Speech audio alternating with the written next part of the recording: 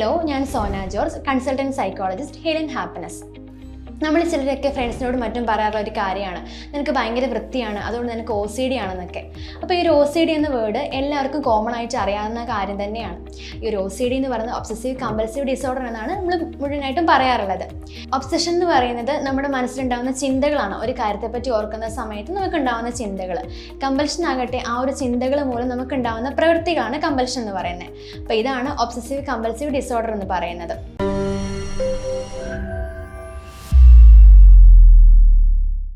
ഈ ഒരു ഒബ്സഷനും കമ്പൽഷനും കൊണ്ട് ഒരുപാട് ബുദ്ധിമുട്ടുന്ന ഒരുപാട് ആളുകളുണ്ട്. അപ്പോൾ ഈ OCD എന്ന് പറയുന്നത് നമ്മുടെ ലൈഫിനെ നെഗറ്റീവായിട്ട് ബാധിക്കുന്ന ഒന്ന് തന്നെയാണ്. നമ്മുടെ ജോലിനെ, നമ്മുടെ ടൈമിനെ, എല്ലാത്തിനും നെഗറ്റീവായിട്ട് ഇത് ബാധിക്കാറുണ്ട്. പ്രധാനമായിട്ടും ആളുകളിൽ ഈ ഒരു OCD പല പല സിംറ്റംസ് ആയിട്ടാണ് കാണാറുള്ളത്. ഒന്നാമതായിട്ട് അഗ്രഷൻ ഒബ്സഷൻ എന്ന് പറയും. അഗ്രസീവ് ഒബ്സഷൻ എന്ന് പറയും. അതായത് ഇപ്പോൾ നമ്മൾ കിച്ചണിലൊക്കെ ആയിരിക്കുന്ന സമയത്ത് അവിടെ ഒരു കത്തി കാണുകയാണെന്നെങ്കിൽ നമ്മൾക്ക് നമ്മളെ തന്നെ ഹാം ചെയ്യാനുള്ള ഒരു തോന്നൽ, അല്ലെങ്കിൽ മറ്റുള്ളവരെ കൊല്ലാനുള്ള ഒരു തോന്നൽ, അതൊക്കെയാണ് ഈ ഒരു അഗ്രസീവ് ഒബ്സഷൻ വരുന്നത്. രണ്ടാമതായിട്ട് കണ്ടാമിനേഷൻ ഒബ്സഷൻ എന്ന് പറയും. നമ്മൾ ജീവിക്കുന്ന ചുറ്റുപാട്, നമ്മുടെ എൻവയോൺമെന്റ് ക്ലീൻ അല്ല എന്നൊരു തോന്നൽ, അതുകൊണ്ട് ആകെ ഡിസ്റ്റർബ്ഡ് ആയിട്ടുള്ള ഒരു ചിന്തകൾ, അതൊക്കെയാണ് ഈ ഒരു കണ്ടാമിനേഷൻ ഒബ്സഷനകത്ത് വരുന്നത്. മൂന്നാമതായിട്ട് വാഷിംഗ് ആൻഡ് ക്ലീനിങ് ഒബ്സഷൻ. അതായത് നമ്മൾ എത്ര തവണ കുളിച്ചിട്ടും വൃത്തിയായിട്ടുള്ള എന്നൊരു തോന്നൽ, അല്ലെങ്കിൽ അലക്കിയിട്ട് നീറ്റായിട്ടുള്ള തോന്നൽ, അതുപോലെ കഴുകി വെച്ച പാത്രങ്ങൾ പിന്നെയും കഴുകുക, ക്ലീൻ അല്ല എന്നൊരു തോന്നലുണ്ട്. അപ്പോൾ ഇതൊക്കെയാണ് ഈ ഒരു ക്ലീനിങ് ഒബ്സഷനകത്ത് വരുന്നത്. അടുത്ത സൊമാറ്റിക് ഒബ്സഷൻ. അതായത് നമ്മുടെ ബോഡിയിൽ എപ്പോഴും അസുഖമുണ്ട്. നാലാമതായിട്ട് സൊമാറ്റിക് ഒബ്സഷൻ എന്ന് പറയും. അതായത് നമുക്ക് എപ്പോഴും ഒരു അസുഖം ഉണ്ടെന്നൊരു തോന്നൽ, അല്ലെങ്കിൽ ഞാൻ രോഗിയാണ് എന്നൊരു തോന്നലാണ് ഈ ഒരു സൊമാറ്റിക് ഒബ്സഷനകത്ത് വരുന്നത്. അടുത്തതായിട്ട് ചെക്കിംഗ് കമ്പൽഷൻ. അതായത് ഇപ്പോൾ ഡോറ് ലോക്ക് ചെയ്തോ എന്നൊക്കെ കുറേ പ്രാവശ്യം പോയി നോക്കുക, അല്ലെങ്കിൽ ഗ്യാസ് ഓഫ് ചെയ്തോ എന്ന് പോയി നോക്കുക, അങ്ങനെ എപ്പോഴും ചെക്ക് ചെയ്തുകൊണ്ടിരിക്കുന്നതാണ് ഈ ഒരു ചെക്കിംഗ് കമ്പൽഷനകത്ത് വരുന്നത്.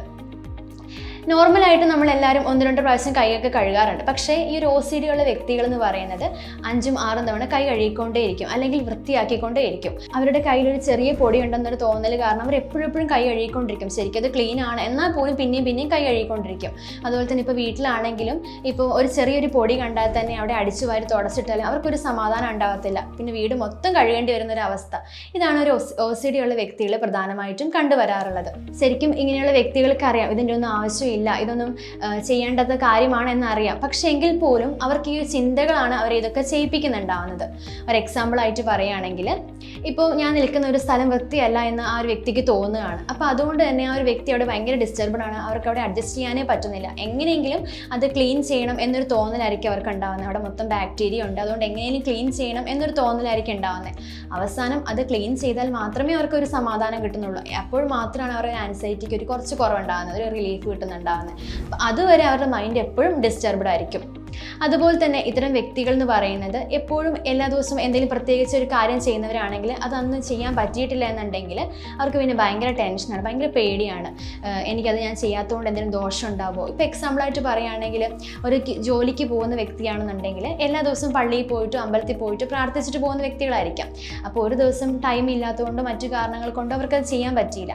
അപ്പോൾ അവരെപ്പോഴും ഈ പേടിച്ചുകൊണ്ടിരിക്കും. ഓരോ സമയത്ത് അവർ ടെൻഷൻ അടിച്ചുകൊണ്ടിരിക്കും, ഞാനത് ഇന്നത് ചെയ്യാൻ പറ്റിയില്ല, അതുകൊണ്ട് എനിക്ക് എന്തെങ്കിലും ദോഷം ഉണ്ടാവും, എനിക്ക് എന്തിനും സംഭവിക്കും. ഇങ്ങനെയുള്ള ചിന്തകളൊക്കെ OCD ഉള്ള വ്യക്തികളിൽ കണ്ടുവരാറുണ്ട്. അടുത്തതായിട്ട് ഇത്തരത്തിലുള്ള ആളുകൾ എപ്പോഴും വീട്ടിൽ ഒറ്റയ്ക്ക് ഇരിക്കുന്ന സമയത്തൊക്കെ ചിന്തിക്കാറുള്ള ഒരു കാര്യമാണ്, ഞാൻ സേഫ് അല്ല, അതുകൊണ്ട് തന്നെ ഡോർ ലോക്ക് ചെയ്തിട്ടുണ്ടോ അല്ലെങ്കിൽ ഗ്യാസ് ഓഫ് ചെയ്തിട്ടുണ്ടോ എന്നൊക്കെ കുറേ തവണ നോക്കിക്കൊണ്ടിരിക്കും. 1-2 തവണ നോക്കുന്നതൊക്കെ നോർമലാണ്. പക്ഷേ ഇത്തരത്തിലുള്ള വ്യക്തികൾ 8-9 തവണയൊക്കെ ചെക്ക് ചെയ്തുകൊണ്ടിരിക്കും. ഡോർ അടച്ചിട്ടുണ്ട്, പിന്നെയും പോയി നോക്കിക്കൊണ്ടിരിക്കും. ഇങ്ങനെയുള്ള വ്യക്തികൾ പ്രധാനമായിട്ടും ഇങ്ങനത്തെയുള്ള കാര്യങ്ങളൊക്കെ കണ്ടുവരാറുണ്ട്. ഇപ്പോൾ ഒരു ജോബിന് പോവുകയാണെങ്കിൽ നമ്മൾ ഡോറൊക്കെ ലോക്ക് ചെയ്ത് വീട് പൂട്ടിയിട്ടായിരിക്കും ഇറങ്ങിയിട്ടുണ്ടാവുന്നത്. പക്ഷേ പകുതി വഴി എത്തിയിട്ട് ഇവർ തിരിച്ചു വരും. കാരണം അവർക്ക് ടെൻഷനാണ്, ഡോർ ലോക്ക് ചെയ്തോ അല്ലെങ്കിൽ ഗ്യാസ് ഓഫ് ചെയ്തോ, ടെൻഷൻ കാരണം തിരിച്ചു വന്ന് അവർ നോക്കും. ഇങ്ങനെ ചെക്കിംഗ് കമ്പൽഷനാണ് ഇവരിൽ മെയിനായിട്ടും ഈ ഒരു കാര്യത്തിൽ കണ്ടുവരാറുള്ളത്. അതുപോലെ തന്നെ അടുക്കി വെച്ചിരിക്കുന്ന വസ്തുക്കളുടെ സ്ഥാനം മാറിയാൽ ഒക്കെ ഇവരുടെ മനസ്സ് ഭയങ്കര ഡിസ്റ്റർബ്ഡ് ആവും.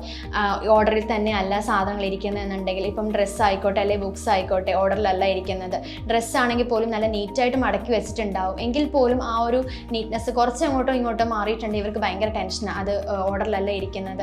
അപ്പോൾ അതെങ്ങനെയെങ്കിലും വൃത്തിയാക്കണ ഒരു ചിന്ത, അത് പിന്നെ മടക്കി വെച്ചാൽ മാത്രമേ ഇവർക്കൊരു സമാധാനം ആവുള്ളൂ. അങ്ങനെ അടുക്കി വെച്ചിരിക്കുന്ന സാധനങ്ങളുടെ ഓർഡർ തെറ്റിയാൽ, അതുപോലെ തന്നെ പ്രാർത്ഥനകളൊക്കെ ചെല്ലുന്ന സമയത്ത് അതിൻ്റെ എണ്ണം തെറ്റിപ്പോയിട്ടുണ്ടെങ്കിൽ, അല്ലെങ്കിൽ അത് കറക്റ്റായിട്ടല്ല ചെല്ലിയത് എന്നൊരു തോന്നൽ, ഇതൊക്കെയാണ് മെയിനായിട്ടും ഇത്തരത്തിലുള്ള വ്യക്തികളിൽ കണ്ടുവരാറുള്ളത്.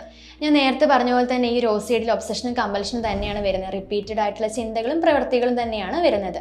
അപ്പം നിങ്ങളുടെ ലൈഫിനെ ഇത് വളരെയധികം നെഗറ്റീവായിട്ട് ബാധിക്കുന്നുണ്ട്. നിങ്ങളുടെ ജോബിനെ അതുപോലെ ടൈമിനെ ഒക്കെ ഇത് അഫക്റ്റ് ചെയ്യുന്നുണ്ടെങ്കിൽ തീർച്ചയായിട്ടും നിങ്ങൾ നല്ലൊരു സൈക്കോളജിസ്റ്റിനെ കൺസൾട്ട് ചെയ്യുക തന്നെയാണ് വേണ്ടത്. വീണ്ടും അടുത്തൊരു ഇൻഫോർമേറ്റീവ് ആയിട്ടുള്ള വീഡിയോ ആയിട്ട് കാണാം. Thank you.